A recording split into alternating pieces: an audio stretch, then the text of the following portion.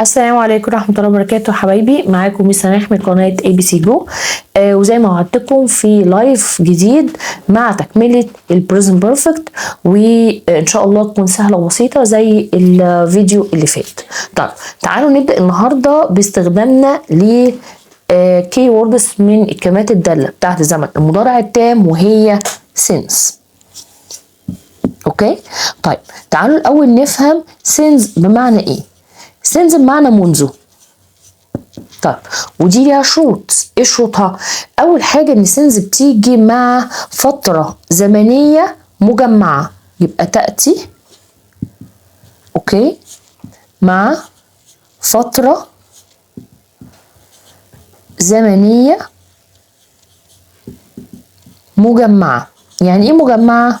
يعني عدة أيام، عدة أسابيع، سنين، قرون، كل دوت بيجي مع since. طب يعني مثلا بتيجي مع ساعات clock، أوكي، يبقى بتيجي مع ساعات، بتيجي مع أيام الأسبوع اللي هي مثلا يوم Sunday، مثلا Monday، أي حاجة أيوه. بيجي مع السنين 2000 أوكي 2023 أو 1989. بيجي مثلا مع last و this، last و this، وبيجي اللي هي مثلا ايه لو قلنا I was young أو little، تمام. وبتيجي مع شهور السنة زي April أو شهر نوفمبر.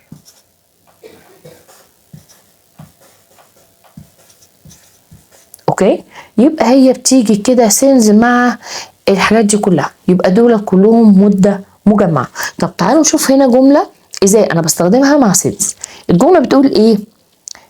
سلا has اوكي سلا has lived here since 1949.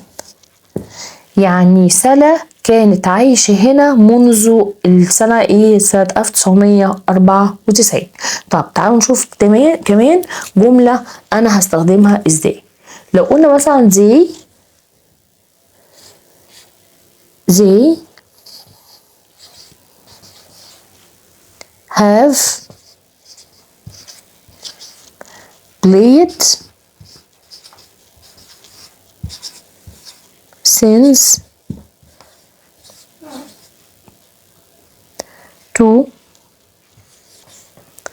o'clock.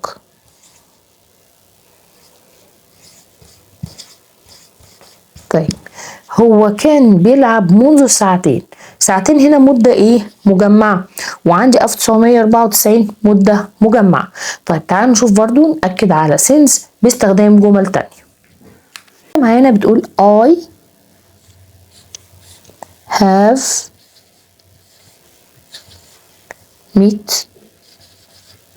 I have met many important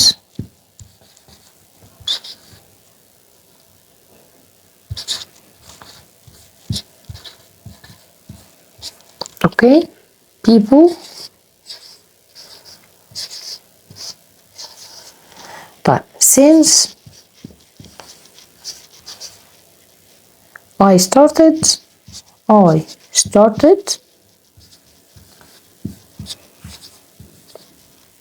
this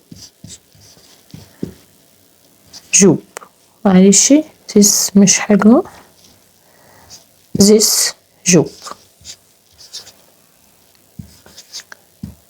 تمام. جملة معانا بتقول I have met many important people. أنا قابلت ناس مهمة كتير منذ إن أنا بدأت عملي، من ساعة ما بدأت عملي. خلاص، واستخدمنا هنا معاها since، استخدمنا since. تعالوا برضو نشوف شوية جمل عشان نأكد على مفهومنا لsince. الجملة بتقول they have،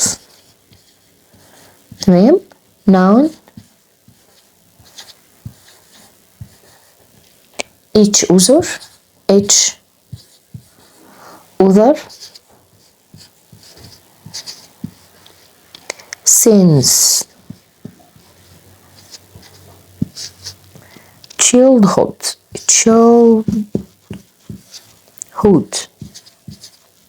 وكلمة childhood يعني الطفولة. اوكي، يعني هو كان عارفهم منذ الطفولة، يعني كان يعرفهم منذ الطفولة. طيب تعالوا نعمل جملة كمان على برضو since. لو احنا قلنا مثلا the weather، اوكي، the weather الطقس، ماشي has been awful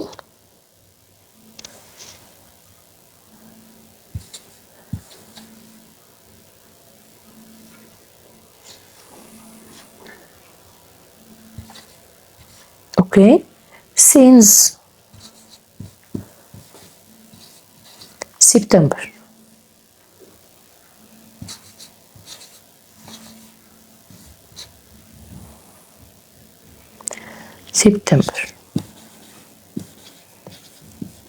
يعني الطقس كان سيء منذ شهر سبتمبر. تعالوا برضو نشوف جمل since منذ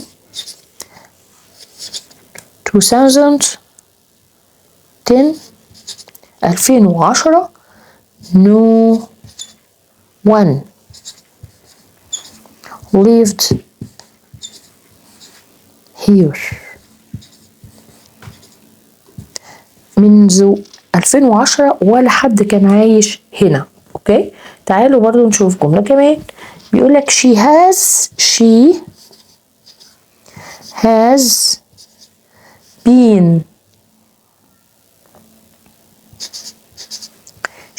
been in hospital. اوكي، since منذ، اوكي، منذ ايه بقى؟ this morning.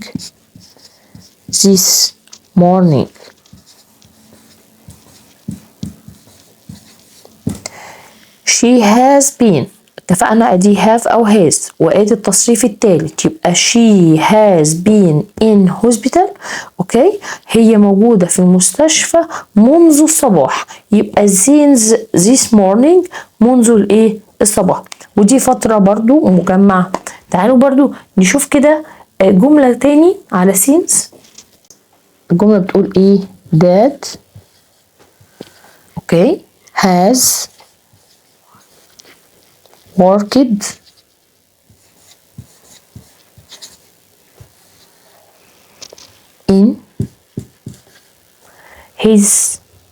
in this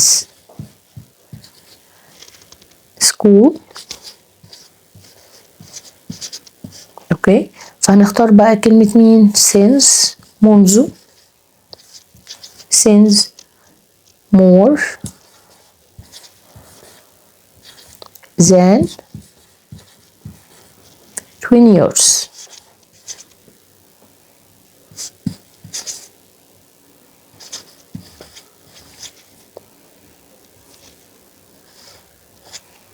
اوكي، Dad has worked يعني بابايا كان شغال in this school في المدرسة منذ أكتر من 20 سنة. اوكي، فهنا أنا مدة مجمعة since جات لي مع المدة المجمعة. تعالوا نشوف for هنا بستخدمها ازاي. وكلمة for بمعنى لمدة. طيب ودي بتأتي برضو بمعنى لمدة، وبتأتي بعدها فترة زمنية زي مثلا ساعات أو أيام. تمام. طيب بتيجي معاها ايه بقى فور؟ تعالوا نشوف كده بتيجي معاها ايه.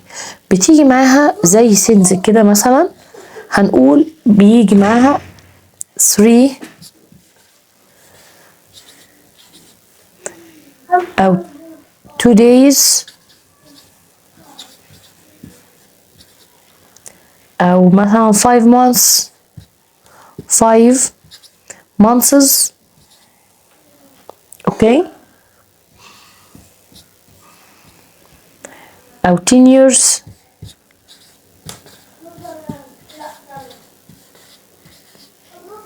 أو a long time ago. طيب كلمة فور مدة زمنية مجمعة بس غير محددة. غير محددة يعني ايه غير محددة؟ يعني أنا دلوقتي لما بستخدم حاجة، يعني أنا مثلا ذاكرت لمدة 3 ساعات. هنا ال3 ساعات أنا محددتش ال3 ساعات دولت فيهم ايه، في أنهي شهر، في أنهي أسبوع، محددتش. فهي فترة زمنية مجمعة بس غير محددة، ودي اللي بيفرق بينها وبين سيلز شويه. اوكي. طيب تعالوا نشوف هنا الجمله بتقول ايه. الجمله مثلا بتقول I have studied okay English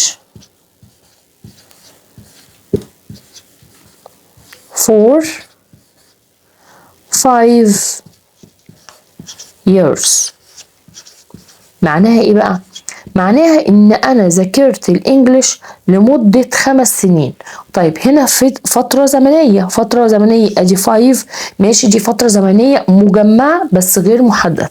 ما حددتش انا ال5 سنين في انهي 5 سنين. تمام. فتعالوا نشوف برضو الجملة اللي بعدها هنستخدمها ازاي. ليلي اوكي has worked here for many months.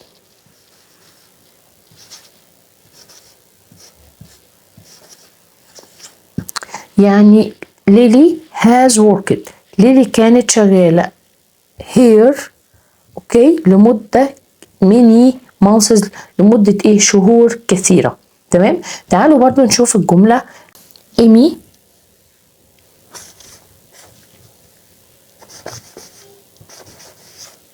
اوكي hasn't been here for a month. يعني ايمي ما كانتش موجودة منذ شهر او من شهر، ما كانتش موجودة من شهر. تمام. تعالوا برضو نشوف كده الجملة اللي بعدها. الجملة بتقول بلال اوكي has been ill for okay 2 weeks. بلال كان مريض اوكي، كان مريض for 2 weeks من اسبوعين. طيب الجملة الثانية بتقول ايه؟ أروى has come here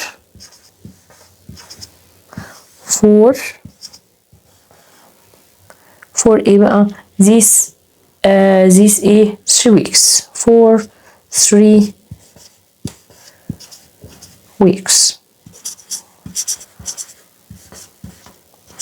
طيب أروى has come here for 3 weeks.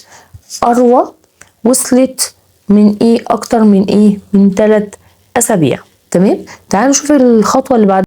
لو قلنا جنى has lived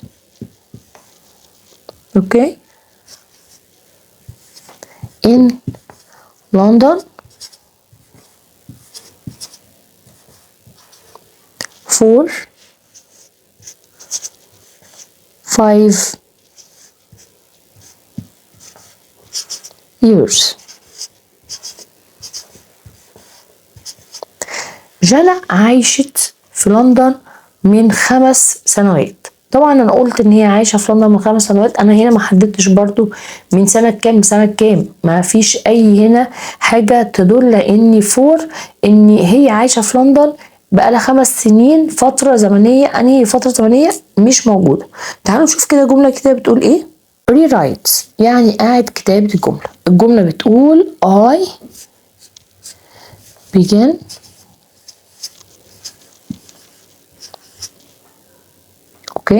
I begin مفيش ايه to learn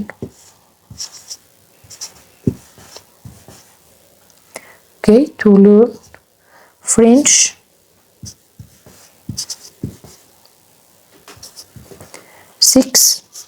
six years ago. طيب في الحالة دي بيقولك ايه؟ use استخدم for. هتستخدم لي for في الجملة. طيب احنا اتفقنا ان for بتيجي ازاي؟ هنعملها ازاي بقى؟ هنقول I بتاخد have ولا has؟ بتاخد have، يبقى I have. خلاص I have begun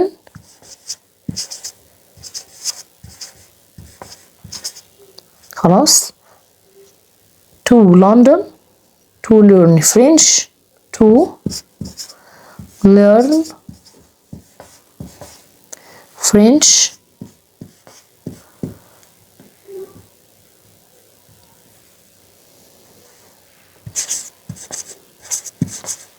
for هنا بقى هنحط كلمة مين؟ for 6 years ago. يعني وادي برضو ago زي ما انتم شايفين ان هي بتاخد زمن في قاعدة for.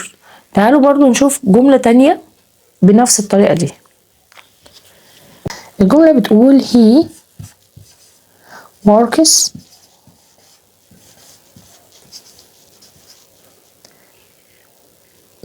هي مش works، هي worked. worked here since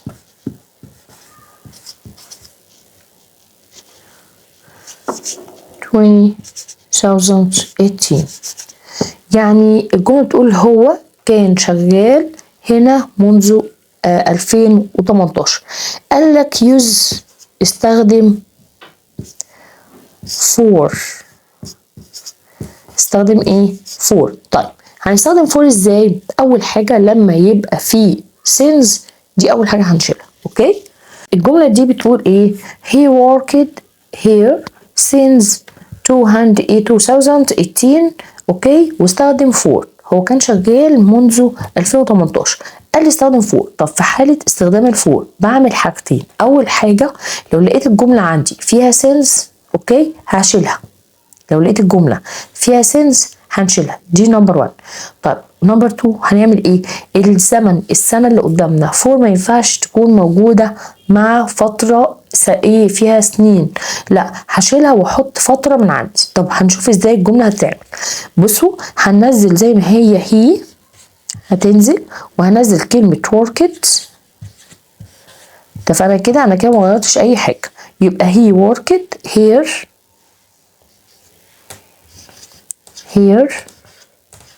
وبعد here هنشيل since وهنحط بدلها مين؟ for مثلا 5 مثلا o'clock او 5 years. يعني هو اشتغل هنا لمدة 5 سنوات. تمام؟ يبقى ده استخدامي ايه؟ لفور. تعالوا نشوف برضو سؤال زي كده ازاي انا بعمل له correct. lived here since 2020. طيب الجملة بتقول لك استخدم فور. تمام؟ في الحالة ديت أنا هستخدم فور إزاي؟ اتفقنا إن إحنا في حالة وجود سينز أنا في حاجتين بعملهم لو لقيت فور وسينز موجودين. هشيل سينز والسنة وأحط فترة زمنية برضو تكون محددة ومجمعة. ماشي؟ تمام؟ طيب لو انا لقيت فور في الجمله وبيقول لك استخدم سينس، فانا هعمل نفس الحركه العكسيه، هشيل فور واحط سينس، هم عكس بعض. اوكي؟ يعني سينس بدل فور وفور بدل سينس بس مع تصحيح فتره الزمن. طب تعالوا نشوف هنا. هنقول مثلا I هحل اهو I lived here وهنشيل سينس وننزل فور. انا كنت عايشه هناك، انا عشت هناك لمده مثلا 10 years 10 سنين. اوكي كده؟ تمام. تعالوا بقى نشوف برضو جمله كمان. بصوا حبايبي انا هديكوا برضو شكل من اشكال الاسئله يعني، بس هي rearrange رتب. طيب السؤال بيقول ايه؟ عندي كلمه فور. اوكي، I إيطالي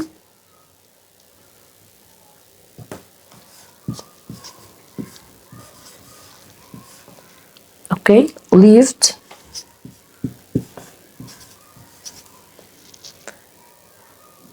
have 5 years in. طيب السؤال ده بيقول رتب الايه؟ الجمله. طيب هنرتب الجمله دي ازاي؟ اول حاجه هنبدا بيها بكلمه I. طيب بعد I هنزل have، يبقى I الاول وبعد كده have. I have. تمام؟ وهشطب عليها I have ايه؟ lived. ليه؟ لان بعد have او هذا الفعل بينزل تصريف تاني، سوري تصريف تالت، يبقى I have lived. ماشي؟ فين بقى؟ in إيطاليا in إيطاليا. تمام؟ for يبقى أنا شطبت على in وإيطاليا. for إيه بقى؟ 5 years 5 years. تمام؟ واشطب عليها. يبقى السؤال اللي قدامنا هو سؤال ترتيب. بنرتب الجملة باستخدام فور. النهارده هنعمل ايه دلوقتي؟ هنفرق ما بين كلمتين. ازاي انا افرق ما بينهم؟ يعني مثلا انا عندي كلمة have. اوكي، have been to، وعندي برضو have gone to. طيب ازاي انا افرق ما بين have been to و have gone to؟ طيب سهل جدا. have been to بمعنى ايه؟ ذهب ورجع، راح وجه. خلاص؟ طيب have gone to بتستخدم ازاي؟ ذهب ولم يرجع، يعني سافر وما حاولش ان هو يرجع تاني، هستخدم معاها have gone to. اما لو هو سافر ورجع، فانا هستخدم معاها مين؟ have been to. اتفقنا؟ يبقى انا عندي استخدام have been to بمعنى ذهب ورجع تاني. اما have gone to هو ذهب وده انه قاعد فين؟ في البلد اللي هو سافرها ولم يرجع ولم يعود. طب ازاي بقى انا اعرف استخدمهم في جمل؟ ودي الخطوة اللي احنا هنشتغل عليها دلوقتي. الجملة بتقول ايه؟ my parents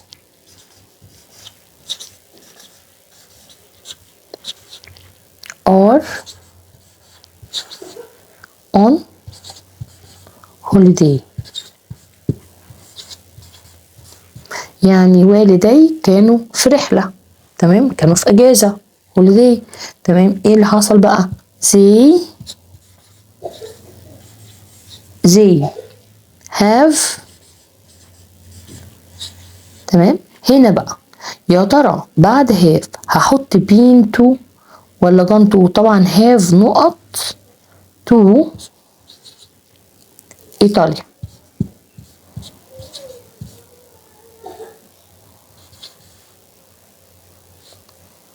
اوكي، طيب هنا بقى في الحالة دي انا هستخدم been to ولا gone to؟ طب يا ميس انا هعرف استخدم ازاي been to و gone to؟ لان انا بتكلم ان هما كانوا في اجازة، تمام، وهما سافروا ورجعوا ايه؟ ايطاليا. يبقى هما فين؟ راحوا ايطاليا. يبقى زي ايه؟ they have من كلمة gone. كلمة مين؟ gone. هما راحوا في رحلة لإيطاليا وما رجعوش، يعني هو راحوا في أجازة وما رجعوش من الرحلة من إيطاليا. يبقى ذهبوا ولم يرجع. أنهي واحدة فيهم؟ been to ولا gone to؟ لا طبعا gone. فأنا هستخدم كلمة مين؟ gone. أوكي، وهو كاتب لك كلمة to. طب تعالوا نشوف جملة كمان. hello. أوكي، I have just نقط اوكي out اوكي. he will be back. he will be back in about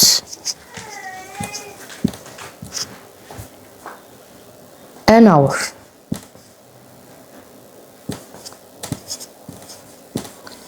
بصوا انا I have just هتاخد بقى been ولا gone؟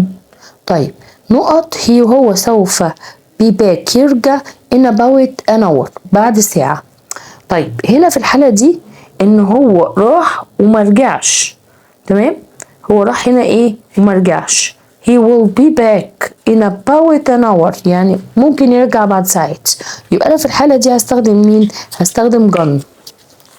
اوكي، يبقى انا في الحالة دي بستخدم gone. طيب تعالوا برضو نشوف سؤال تاني. بتقول I have اوكي just نقط to the shops. اوكي the shops. I have about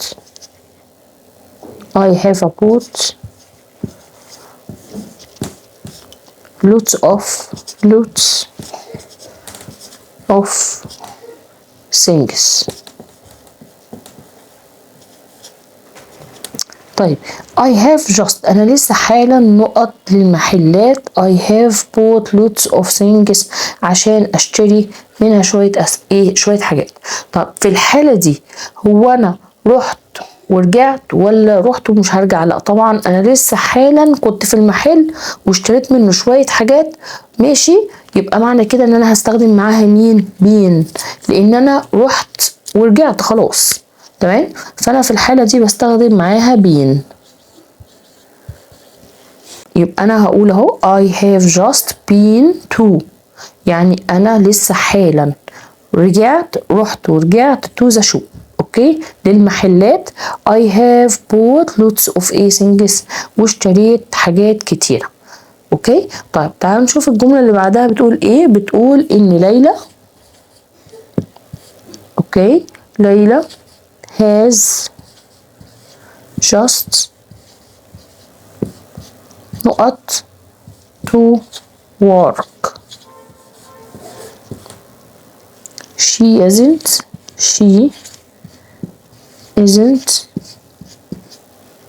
here right now. طيب ليلى has just، هي ليلى لسه حالا نقط للعمل، هي ما كانتش هناك right now في المكان الصح. طب في الحالة ديت انا هقول ايه؟ ان هي لما راحت يبقى راحت المكان العمل اللي هي راحته، بس ما رجعتش منه، ما رجعتش من المكان اللي هي راحت فيه، يبقى هنا ذهاب بلا عودة. يبقى انا في الحالة دي هاخد مين؟ هاخد gone، هستخدم معاها مين؟ gone. يبقى ليلى has just ايه؟ gone. ليلى has just gone to work. she isn't here right now. وبكده حبايبي نكون انتهينا من ان انا افرق ما بين have been to و have gone to مع شرح بقية قاعدة since و for. واتمنى ان انا اكون وضحت لكم وسهلت الفرق ما بين الخطوتين دولت. وسينز وفور طبعا سهل جدا، ونقدر ان احنا نغير او نبدل ما بين سينز وفور او فور وسينز مع استخدام القاعدة الصحيحة. لو عجبك الفيديو اعمل لايك واشترك في القناة وفعل زر الجرس عشان يوصلك كل جديد. Thank you for watching. Bye.